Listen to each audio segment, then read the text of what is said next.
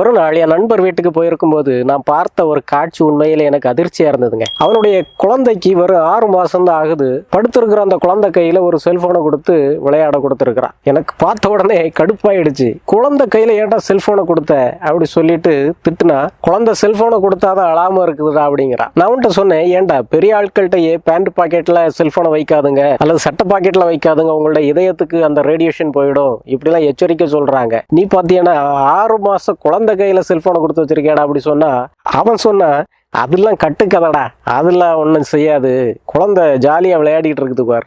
அப்படியே நெட்டை ஓப்பன் பண்ணி குழந்தைகள் செல்போனை யூஸ் பண்றதுனால என்னென்ன பாதிப்புகள் அவங்களுக்கு வரும் அப்படிங்கிறத அவனுக்கு வாஸ்து காமிச்சேன். நான் அவனுக்கு வாஸ்து காமிச்ச அந்த 10 எச்சரிக்கைகளையும் உங்களுக்கும் சொல்லிடலான்னு நினைக்கிறேன். முதல்ல பார்த்தீங்கன்னா, குழந்தைகளுடைய கண்ணுக்கு அது மிகப்பெரிய பாதிப்புங்க. அந்த பிஞ்சு கண்ணு, அந்த பிரைட்டான அந்த ஸ்க்ரீனை ரொம்ப நேரம் பார்த்துக்கிட்டு இருந்தால் அந்த கண் என்னத்துக்கு ஆகுறதுங்க? அந்த ஸ்க்ரீனு உங்களுடைய குழந்தையுடைய குட்டி கண்ணை பஞ்சர் ஆக்கிடும். அப்புறம் சின்ன வயசுலேயே உங்களுடைய குழந்தை கண்ணாடி போட்டுக்கிட்டு இருக்க வேண்டியது இருக்கும். ரெண்டாவது பார்த்தீங்கன்னா, உடல் பருமன்ங்க. செல்போன் அதிகமாக யூஸ் பண்ணுற குழந்தைகள் இயல்பாகவே உடல் பருமன் உள்ளவங்களா இருக்கிறாங்களா. தொட்டில் பழக்கம் தானே சுடுகாடு மட்டும்னு சொல்றாங்க. சின்ன குழந்தையிலேயே கையில் செல்போனை கொடுத்துட்டீங்கன்னா வளர வளர அந்த பயன்பாடு அதிகமாக செய்யும். அசைவில்லாம ஒரே இடத்துல இருந்து செல்போனையே பார்த்துக்கிட்டு இருக்கும்போது குழந்தைகள் இயல்பாகவே குண்டாயிடுறாங்க. இந்த உடல் பருமன் தான் மற்ற பல நோய்களுக்கு நுழைவாயில். மூணாவதா பாத்தீங்கன்னா, அதிகமாக செல்போன் பயன்படுத்துறது குழந்தைகளுடைய பிரெயின் டெவலப்மெண்ட், அந்த மூளையினுடைய வளர்ச்சிக்கு எதிராக போயிடுங்க. குழந்தைகளுடைய அறிவு இயல்பை எப்படிங்க வளருது? அவங்களுடைய பார்த்தல், கேட்டல், தொட்டுணர்தல், இப்படிப்பட்ட புலன அறிவுகள்னால அவங்க பெறுற தகவல்களை தான் மூளை பெற்றுக்கொள்ளுது. அதை சேமிச்சு அறிவா மாற்றுது. ஆனா அதிகமான செல்போன் பயன்பாடு வெளிப்புறங்கள்ல இருந்து குழந்தைகளுடைய மூளைக்கு வர்ற இந்த மாதிரிப்பட்ட தூண்டல்களை எல்லாம் கட் பண்ணிடுது. ஆக ஆய்வுகள் சொல்லுகிறது, அதிகமாக செல்போன் பயன்படுத்துகிற குழந்தைகள் படிப்பிலே கவனக்குறைவாக இருப்பார்கள். அது மட்டுமல்ல, பாடங்களை புரிந்து கொள்வதில் சிரமம் இருக்கும், கற்றல் குறைபாடு வரும், அன்றாட கடமைகளை செய்யறதுல ஒரு ஒழுக்கம் இருக்காது, ரெகுலாரிட்டி இல்லாம போயிடும், சாப்பிட மறந்துடுவாங்க, தூங்க மறந்துடுவாங்க, அவங்களுடைய ரூமை சுத்தமா வைக்க, அவங்களுடைய துணிகளை சுத்தமா பயன்படுத்த மறந்துடுவாங்க. ஒரு சின்ன உதாரணம் சொல்றேனே, செல்போன் அதிகமா பயன்படுத்திட்டு இருக்க குழந்தைகள் உங்க வீட்டுக்கு விருந்தினர் வந்தாலும் அவங்கள ஏறெடுத்து பார்க்க மாட்டாங்கங்க, செல்போனையே பார்த்துக்கிட்டு இருப்பாங்க. ஒரு சமூக அறிவு அவங்களுக்கு இருக்காது. நாலாவது பார்த்தீங்கன்னா, தூக்க குறைபாடுங்க. ஒரு ஆய்வு சொல்லுது, குழந்தைகளுக்கு எந்தவித கட்டுப்பாடும் விதிக்காம ஏறக்குறைய 60% பெற்றோர் செல்போனை பயன்படுத்த கொடுத்துட்றாங்க. அதுலேயும் 80% பெற்றோர் இரவு நேரங்கள்லையும் அவங்களுடைய அறைகளில் குழந்தைகள் செல்போனை பயன்படுத்த அனுமதிக்கிறாங்க. அப்போ எப்படி தூக்கம் வரும்? தூக்கம் கெட்டு போச்சுதுன்னா அதான் மனநோய்களுக்கான நுழைவாயில்.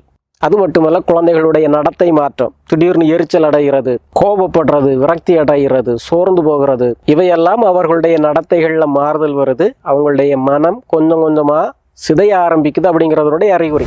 அஞ்சாவதா பார்த்தீங்கன்னா, கற்றல் குறைபாடுங்க. கற்றல் குறைபாடை ஏற்கனவே தொட்டு காமிச்சேன், கொஞ்சம் விளக்கமா சொல்லலாம்னு நினைக்கிறேன். நம்ம மூளை எப்படி வளர்ச்சி அடையுது? சின்ன சின்ன பயிற்சிகள் செய்யும் போது வளர்ச்சி அடையுது. ஆனால் செல்போன் எப்பவுமே கையில் இருக்கிறதுனால சின்ன சின்ன கணக்குகள் போடுறதுக்கும் நம்ம உடனே செல்போனை பயன்படுத்துகிறோம். குழந்தைகளும் அதே போல தான் பயன்படுத்துகிறாங்க. மூளை எப்படி பயிற்சி பெறும்? ஒரு காலத்தில் வருமானத்தை திட்டமிடுறதுக்கு, ஒரு நாளை திட்டமிடுறதுக்கு, ஒரு ஆண்டை திட்டமிடுறதுக்கு நம்மளுடைய மூளையை பயன்படுத்துகிறோம், நம்முடைய அனுபவத்தை பயன்படுத்துகிறோம். ஆனால் இன்னைக்கு எல்லாத்துக்குமே செல்போனை சார்ந்து இருக்கிற ஒரு நிலைமையாயிடுச்சு.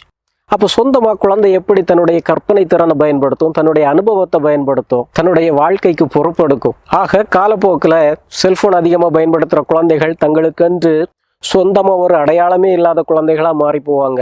ஆறாவதா பார்த்தீங்கன்னா, முரட்டு குணங்க. செல்போனில் குழந்தைகள் என்ன பார்க்குறாங்க? நிறைய திரைப்படங்கள் சார்ந்த காட்சிகளை பார்க்குறாங்க. அதில் அதிகமாக அவங்க பார்க்குறது என்ன? வன்முறைகள், ஆபாச காட்சிகள். அவங்களுடைய நடத்தையில் நிச்சயமாகவே ஒரு தாக்கத்தை உண்டாக்கும். அவர்கள் விளையாடுற விளையாட்டுகள் கூட துப்பாக்கி, வெடிகுண்டு இவற்றை பயன்படுத்துகிற விளையாட்டுகளாக தான் இருக்குது. அதுவும் அவர்களது குணத்தை கொஞ்சம் கொஞ்சமாக முரட்டு குணமாக மாற்றி போடும். ஏழாவதாக பார்த்தீங்கன்னா, குழந்தைகளுடைய மனநலத்தில் இந்த செல்போன் ஒரு மிகப்பெரிய தாக்கத்தை உண்டாக்கிடுங்க. எதற்கும் செல்போனையே சார்ந்து இருக்கிற ஒரு குழந்தை மற்ற நபர்களை எப்படி நம்பும், அவர்களுடைய உதவியை கேட்கும். பெற்றோருடைய முக்கியத்துவமோ நண்பர்களுடைய முக்கியத்துவமோ அந்த குழந்தைகளுக்கு தெரியாமலே போயிடுங்க. அது மட்டுமல்ல, செல்போன் அதிகமாக பயன்படுத்திட்டு இருக்கிற குழந்தைகள் எளிதாக மன அழுத்தத்துக்கு உள்ளாவாங்க. சமீபத்திய ஆய்வுகள் சொல்லுது, ஆட்டிசம் அந்த நோயுடைய மிக முக்கியமான காரணம் செல்போனா இருக்கலாம்னு சொல்றாங்க. ஆட்டிசம்னா என்ன? வெளிப்புற அனுபவங்களிலிருந்து, தூண்டல்களிலிருந்து மூளைக்கு பெறுகிற அந்த தகவல்களை குழந்தைகள் பெற முடியாமல் போவதுதான் ஆட்டிசம். ஆக இந்த செல்போன் பயன்பாடு குழந்தைகளின் ஆட்டிசம், கற்றல் குறைபாடுக்கு மிக முக்கியமான காரணமாக அமைந்துவிடும். கனடா அரசு ஆய்வுபூர்வமாக ஒரு தகவல்களை நமக்கு சொல்லி இருக்கிறது. கனடாவிலே 6இல் 1 குழந்தைக்கு இந்த பாதிப்பு இருக்குது, அதுவும் செல்போனால இருக்குது அப்படின்னு சொல்லியிருக்கு. 8ஆவதா பார்த்தீங்கன்னா, செல்போன் அதிகமாக பயன்படுத்துகிற குழந்தைகளுக்கு நினைவாற்றல் சுத்தமாக இருக்காதுங்க. செல்போனை சார்ஜ் ஏற்றுறது எப்படி அப்படிங்கிறது நமக்கு தெரியும், ஆனால் மூளையை சார்ஜ் ஏற்றுறது எப்படி?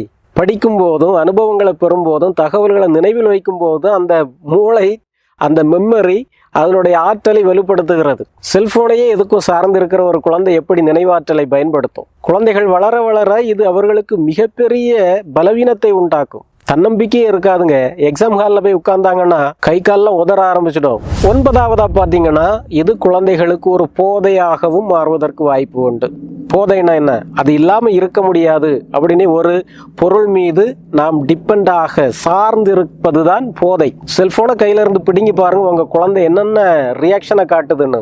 செல்போனை எடுத்துட்டு தனி அறைக்குள்ள போய் பூட்டிக்கிறது, எப்போ வீடியோ கேம் விளையாடிக்கிட்டே இருக்கிறது, இவையெல்லாம் குழந்தைகள் அந்த போதைக்குள்ள ஏற்கனவே கடந்து வந்துட்டாங்க அப்படிங்கிறதுக்கான அறிகுறிகள். இன்று உலகம் முழுவதும் 11இல் 1 குழந்தை செல்போன் போதையினால் பாதிக்கப்பட்டு இருக்கிறது என்று உலக சுகாதார அமைப்பு ஆய்வுபூர்வமாக நமக்கு ஒரு முடிவை சொல்லி இருக்கிறது. 10ஆவதா பார்த்தீங்கன்னா, இந்த குழந்தைகளுக்கு நடைமுறை வாழ்வு அனுபவங்கள் சுத்தமா இருக்காது. செல்போன்ல வீடியோ கேம்ல துப்பாக்கி எடுத்து அங்கங்க சுட தெரியும், ஆனா ஒரு நாள் அம்மா காய்ச்சல்ல படுத்துட்டாங்கன்னா சப்பாத்தி சுட தெரியாது. அன்றாட வாழ்வுக்கான, உயிர் பிழைப்பதற்கான அனுபவங்களை குழந்தைகள் களத்தில் தான் பெற முடியும், மைதானத்தில் தான் பெற முடியும், தெருவில் தான் பெற முடியும், குடும்பத்திலிருந்து பெற முடியும். செல்போன் எல்லா அனுபவத்தையும் கொடுக்காது. ஓகே, 10 பாதிப்புகளை சொல்லிட்டேன். இதுக்கு ஒரு போனஸ் வச்சிருக்கிறேன். 11ஆவது ரேடியேஷன். புற்றுநோய்க்கான மிக முக்கியமான காரணம். வேர்ல்டு ஹெல்த் ஆர்கனைசேஷன் அஃபிஷியலாகவே அனௌன்ஸ் பண்ணியாச்சுது. செல்போன் பயன்பாடு புற்றுநோயை உருவாக்குவதற்கான 2B ரிஸ்கை மனிதர்களுக்கு கொடுக்கிறது என்று அது அறிவித்து விட்டது. சின்ன வயசுலேயே உங்கள் குழந்தை கையில் செல்போனை கொடுங்க, ஒரு பிரச்சனையும் இல்லை. ஆனால் உண்மையிலே உங்கள் குழந்தையை நீங்கள் அன்பு செய்தீர்கள் என்றால், குழந்தையை பாதுகாக்க விரும்பினீர்கள் என்றால், குழந்தைகள் கையிலே செல்போனை கொடுப்பதை கொஞ்சம் ஒரு தடவைக்கு 2 தடவை சிந்திச்சு பாருங்க.